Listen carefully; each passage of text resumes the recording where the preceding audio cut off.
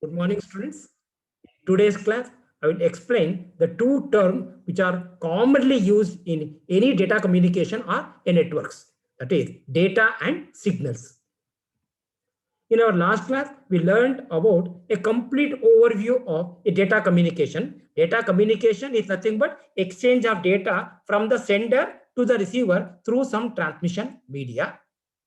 And we also studied the desirable properties of a good data communication system. The four properties which are expected or the desirable property of any data communication are: the first one is delivery. The data which is delivered from the sender should be received only by the intended user. It should be reached only the right person and not by any other person. The delivered data should be accurate. It should be free from all errors and no addition of noise or something. And the data delivered should be well within the prescribed time limit. If the data is delivered with some abnormal delay, then it loses its significance and the data becomes unusable. And the last one is jitter. Jitter generally happens in case of audio and video signal where the packets are delivered not with uniform delay. So some abnormal delay will encountered. In that case, again the data loses its significance. We also studied about what are the different types of data that can be transmitted over a transmission media like text, numbers, image, audio, video, etc. How these data, different types of data are transmitted over the transmission media. And the three major transmission modes are: the first one is simplex mode. It's also called as a one-way transmission where information can be transmitted from A to B, not from B to A.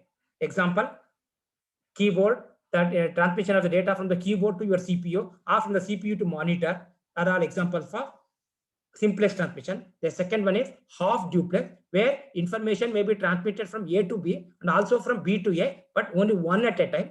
Example, walkie-talkie. The third one is information may be transmitted from A to B and also B to A simultaneously. And we also studied the advantage and disadvantages of each of these transmission modes. In today's class, I will explain the meanings of the two terms data and signal. What are the different types of data? What are the different types of signal? And in the data, we have basically two categories. One is analog data and digital data. What are the characteristics of analog data? What are the characteristics of digital data? Those things will be covered in today's class. At the end of today's class, you will be in a position to understand the meaning of the terms data and signal, how data are classified. And in today's class, I'll restrict myself to the discussion only on the properties or characteristics of analog data.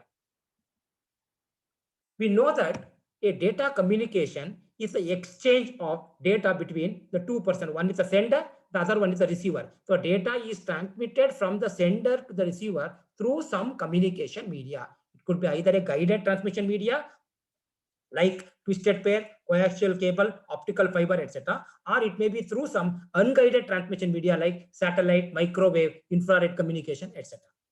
So generally, data communication at the physical level, which is the lowest level in any network, it's nothing but exchange of signal. So generally in a data communication system or in a network, we have different layers. The lowest layer is the physical layer. So the generally data communication at the physical layer is nothing but exchange of signals. In the physical layer, data communication not takes place in the form of data. So it is exchanged in the form of signals. So the main purpose of any data communication system is to ensure that the data to be transmitted and received. So whoever is sending the data, he is the sender, and whoever is receiving, he is the receiver. So purpose of data communication system is to deliver the data from the sending end to the receiver end. So media or the transmission media exchange the data in the form of signals. So especially in the transmission media, which is generally present in the physical layer, the exchange of data takes place in the form of signal. Signal could be either analog signal or it could be a digital signal. Let us see what are other digital data and what are analog data. Generally, data that needs to be transmitted from the sender to the receiver can be either in analog form or it can be a digital data. What is an analog data? Analog data is nothing but information that is continuous in nature. So in the case of analog data, what happens is the information is always in a continuous format. Example, analog clock. In the analog clock, from 1 o'clock to 2 o'clock, all the possible value has to be passed by the minute hand or the hour hand. Example, sound wave. Sound wave also is transmitted in the form of a continuous data. Your thermometer, analog thermometer, they're all examples for analog data. Digital data is nothing but data which is discrete in nature. For example, age of a person. So there is no continuous value from one number to another number. So the age of a person could be 23 years, it could be 40 years, it could be 60 years, etc. So in the case of analog data, the data is in a continuous format. In case of digital, it is in discrete format. So discrete data, you can represent it using specific number. In case of binary data, the data is either represented as a bit 1 or it is represented as a bit 0. We don't have any intermediate value from 0 to 1. Analog signal, such as human voice, generally voice is an analog signal, is captured by a microphone and it is converted into analog signal or can be sampled to convert it into digital data. So analog data, we know that it's a continuous. So we have all possible values. For that, instead of considering all the possible value, you consider the values at a specific interval of time. So such a process we call it as sampling. A digital data is converted into digital data. Analog signal can be converted into analog data. Analog data can be converted to analog signal. Similarly, a digital data is converted into digital signal or modulated into analog signal for transmission across a media. So we are going to study what do you mean by analog to digital modulation. What are the different types of modulation? Those things will be covered in my subsequent class. In the today's class, we're discussing about only what are data and what are signal. One is data can be converted into signal or signal can be converted into data also. Next one is digital analog signals. So digital data is one which is discrete in nature. Analog data is one which is continuous in nature. So with respect to signals also, there are some differences between a digital signal and an analog signal. Similar to data, signal also can be either analog or digital. Analog signal will have many levels of intensity over a period of time.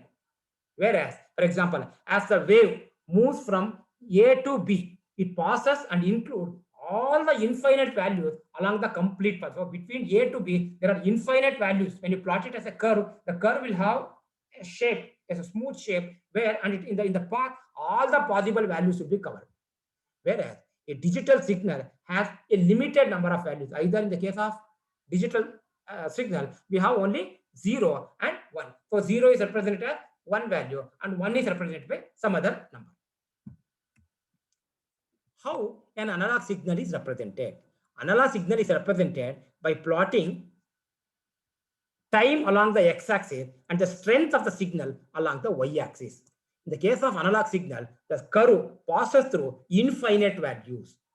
Whereas in the case of digital signal, we can see sudden jumps. The signal moves from one value to another value. In the first time interval, the value may be 10. The second time interval, the value may be 14. The third time interval, the value may be 2. So it will have only 3 values, 10, 12, and 2 like that.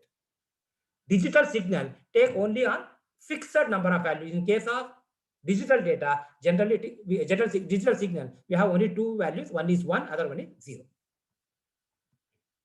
This is an example for analog signal and digital signal. So here we can observe from the initial value to the final value. In the curve, it will cover all the possible values. Here we have only 2 possible values. At time interval 1, value is 1. Time interval 2, value 0. Time interval 3 and 4, value 1. 4, 5, 6, again 0. 7, it is 1. So either you have the value 1 or you have the value 0. This is another signal. Another example for analog signal. Again, from here to here, all possible values are covered. That where in the case of, this is an example for digital signal, where at time t equal to 1, value is 0. Time t equal to 1, value equal to 1. 2, value 2. 3, value 3. So we have specific values like 1, 2, 3, 4, etc. We don't have all the possible value from 1 to 10. Analog signal or digital signal are classified into 2 types. One is they are considered as a periodic signal or they could be a non-periodic signal. A periodic signal is one which what happens is it completes a pattern within a time period, within a time frame called period. So for example, the time period is 10 milliseconds. Then within 10 milliseconds, it completes a pattern. Then in the next time period, same pattern is repeated. So a periodic signal completes a pattern within a measurable time frame called period, and they repeat the same pattern over every subsequent period. So the completion of one such full pattern within the time period T, we call it as one cycle. So in the case of periodic signal, the same cycle repeat in every time period. A non-periodic signal is one which shows different pattern in different time period. So the clock, the cycle will not be same in every time period. See, this is an example for, first one is an example for a periodic signal. So it will complete one cycle from here to here. So this is the time period. So with the time period, it will complete one pattern. The pattern starts from 0, go to some peak amplitude, comes to 0, goes to some negative amplitude, then comes back to 0. Now this is a complete pattern. That same pattern is repeated in the next time period. Again, next period start from this position, and here to here is the second period. Here to here is the third period. So we have 3 time periods shown there. Then the same pattern is repeated in every time period. Again, here also in the second, in the below example also, the clocks, the shape of the signal, it completes the pattern from here to. So this is one complete pattern. Same pattern is repeated in every time period. The difference between the previous one and the next one down is the both signals are examples of periodic signal only. Both are analog signal. Both are sine curves only. The difference among them is the first one we have the peak amplitude is more. Second one, the peak amplitude is less. Time period, shape of the pattern, everything remains the same in both the signals. This is an example for a periodic digital signal. So here 0, then 1, 0, 0, 0. Again 0, 1, 0, 0. Up to here, the first one clock. Then again 0, 1, 0, 0. Next again 0, 1, 0, 0. 0, 1. So 0, 1, 0, 0. That pattern is one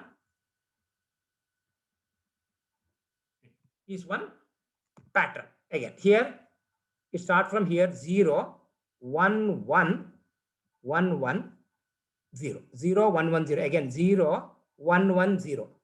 Like that. So same pattern is repeated. So these are the 4 different examples of periodic digital signal. This is another example for non-periodic signal. So the pattern is not repeated after every time period. Again, both analog signal and the digital signal are again classified into 2 more types. One is simple periodic analog signal or simple non-periodic analog signal. Second one is composite periodic analog signal and composite non-periodic analog signal. Same classification is applicable for digital also.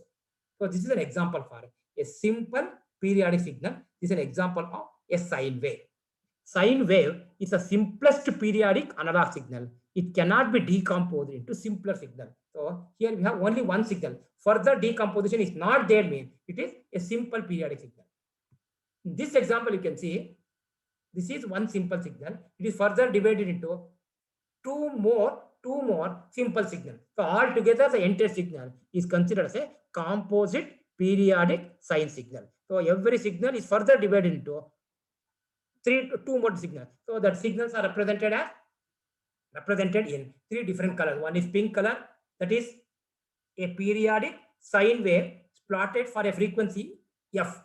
The blue color curve is again periodic sine wave which is plotted with a frequency of 3f, and the black color curve is a periodic sine wave which is plotted with a frequency of 9f. So such a signal where each signal can be further decomposed, we call it as a composite. If it is periodic, it is considered as a composite periodic sine wave. Otherwise, it is composite non-periodic sine wave. There are some properties associated with an analog signal. Some of the main properties associated with analog signal are, first one is the peak amplitude. Peak amplitude is the maximum value of the signal strength. It could be either current or voltage. So amplitude is the highest value of a current or a voltage in the signal is considered as a peak amplitude. Generally, in the case of analog signal, the x-axis we are plotting the time period. In the y-axis we are plotting some strength like amplitude, current, voltage, etc. In the case of time versus amplitude, maximum amplitude is a peak amplitude. Peak amplitude, while considering the peak amplitude, you have to consider only the absolute value of its intensity proportional to the energy it carries. For electrical signal, peak amplitude is measured in terms of a unit called volts. So this is an example for a periodic analog signal. So this is the highest value of the amplitude. So this amplitude value, we call it as a peak amplitude.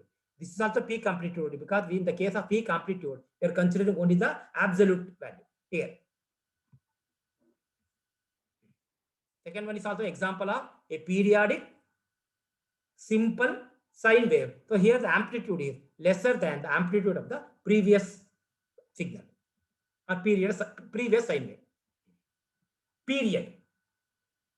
How much the signal takes, how much time the signal takes to complete one cycle, we consider as a period. After the time period, in suppose the curve takes 10 milliseconds to get one pattern. Then in the next 10 seconds, same pattern is repeated. We call that one as a periodic signal. So the amount of time a signal takes to complete one cycle, we call it as a period.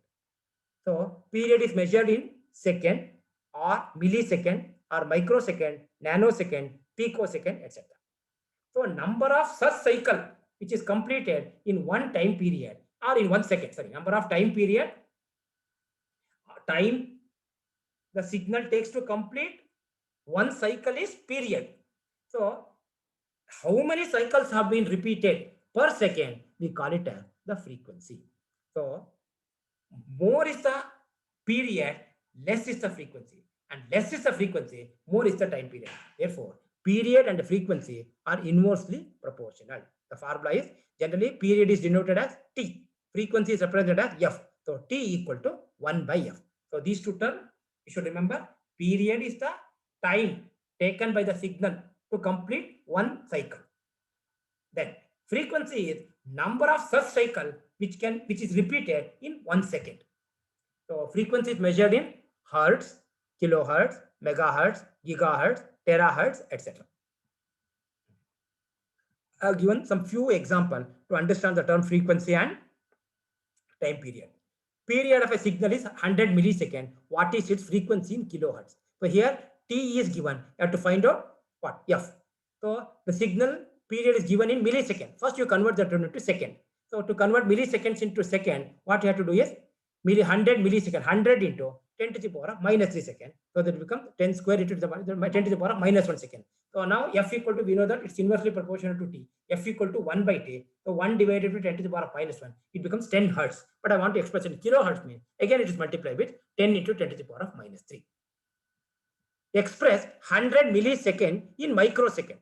So 100 into 1 microsecond equal to 10 to the power of minus 3 seconds. So 10 to the 10 to the power of minus 3 second. So finally it reduced to 10 to the power of 10 to the power minus 3 second. And finally 100 into 10 to the power of minus 3 second. It is equal to 100 into 10 to the power of minus 3 into the 10 to the power of 6 microseconds. What is the time period for a signal with frequency 50 hertz? So here F is given as 50. You have to find the value of T. T equal to 1 by 50. Phase is the position of the waveform relative to time. It is measured in degrees or radians.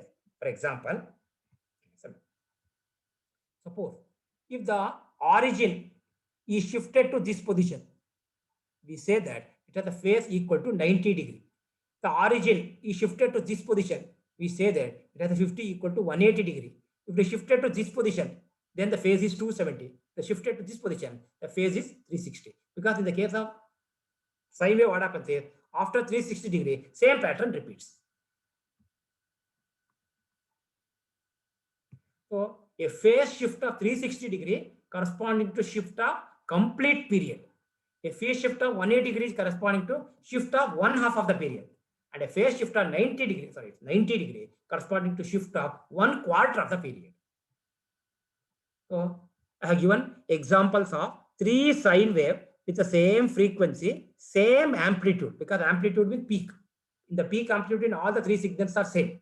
And the frequency is also same. Only difference among these 3 signals is the phase. The first one has a phase 0, second one has a phase 90, and the third one has a phase equal to how much? 180 degrees. wavelength. It is another characteristics of an analog signal. So, so it is also measure the characteristics of an analog signal traveling through some transmission media. Okay. So if it finds frequency or period of a wave to the propagation speed of the transmission media.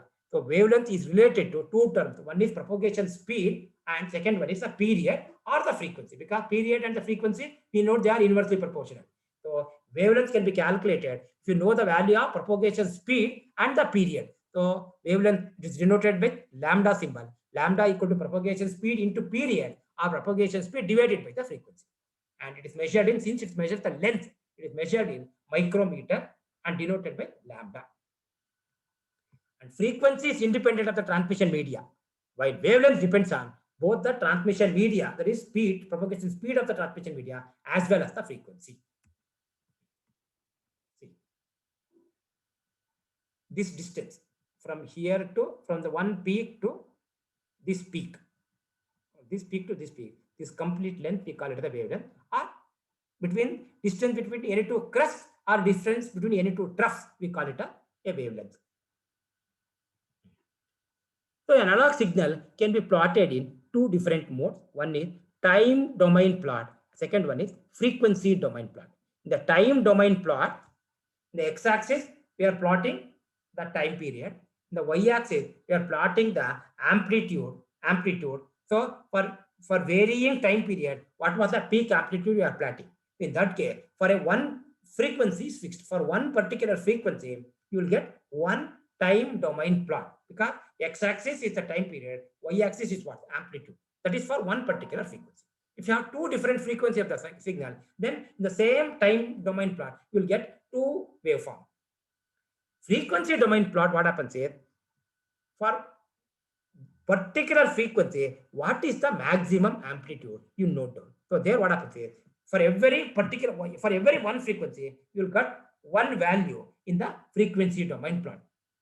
So frequency domain plot shows only the peak value and the frequency, and will not show the change in the amplitude during one period. Frequency domain plot gives the peak amplitude and the frequency directly.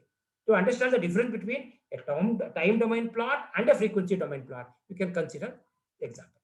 So here, this curve, the sine curve, has been plotted keeping frequency equal to 6 Hz. At time equal to 0, peak is 0. At time equal to 1, peak is 5. Time equal to 2, amplitude is 0. Time equal to 2, amplitude equal to -5. Then again 0, +5, 0, -5. So in varying time period, we have different value for the peak amplitude. So this plot, we call it a time domain plot. The second example, what is the maximum peak amplitude? What is the peak amplitude at the frequency equal to 600? 6 Hz, it is 5. So this is the frequency. When frequency one peak amplitude is there. When frequency equal to 2 Hz, we have another shape. In the example, I have shown only the curve for the frequency equal to 600. When 600 frequency, the peak amplitude value is how much? 5. So that is shown as there. Suppose in the same curve, you have plotted one more curve, one more sine wave for a particular frequency equal to 600 means, then you will get another shape. Then you note on the peak amplitude. Then that should be shown in some other line. So in the frequency domain plot, for every one frequency, you will have only one line representing the peak amplitude. Okay, students, in today's class, I explained the difference between the relationship between the term data and signal. Data is transmitted through the transmission media in the form of signal. Types are analog data, digital data. Signal types are analog signal and digital signal.